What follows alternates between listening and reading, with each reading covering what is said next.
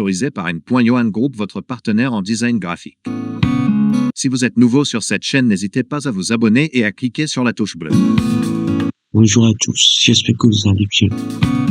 Ce matin, nous allons parler d'un incident qui a suscité beaucoup de réactions. L'agression de l'honorable Guy Marius Sagna et de quelques opposants togolais au Togo. Cet événement soulève des questions non seulement sur la sécurité des citoyens, mais aussi sur le respect des droits fondamentaux inscrits dans la nouvelle constitution. Avant de commencer cette vidéo, je tiens à dire que ma réaction est purement à caractère non politique. À caractère non politique, je répète. Donc, cette vidéo, nous allons explorer cet événement et ce que dit la loi togolaise à ce sujet.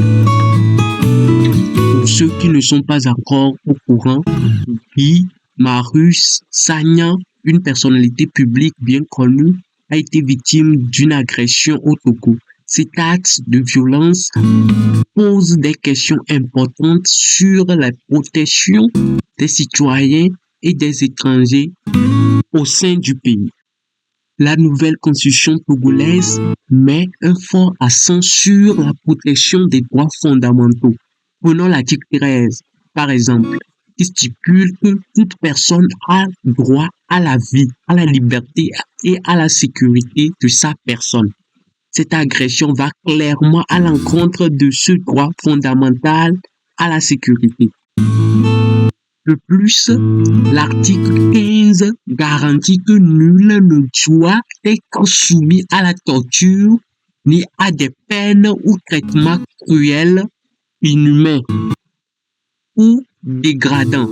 Si l'on s'en tient à cet article, toute forme de violence, qu'elle soit physique ou psychologique, est totalement proscrite. Selon la Constitution, en particulier l'article 22, l'État garantit à tous les citoyens l'accès à la justice. Il est donc impératif que les autorités togolaises enquêtent sérieusement sur cette affaire et veillent à ce que justice soit rendue à Guy Marius Sagna. Les citoyens comme les étrangers doivent pouvoir compter sur l'État pour leur sécurité. Toute violence de ces principes constitutionnels doit être traitée avec la plus grande rigueur. Il est crucial que nous soyons tous informés de nos droits et que nous les faisons respecter, peu importe qui nous sommes ou d'où nous venons.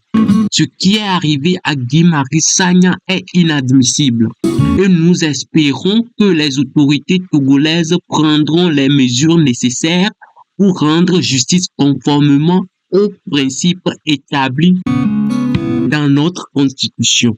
Merci de m'avoir écouté. N'oubliez pas de partager cette vidéo pour que plus de personnes soient informées de cette situation. Nous sommes arrivés à la fin de cette vidéo.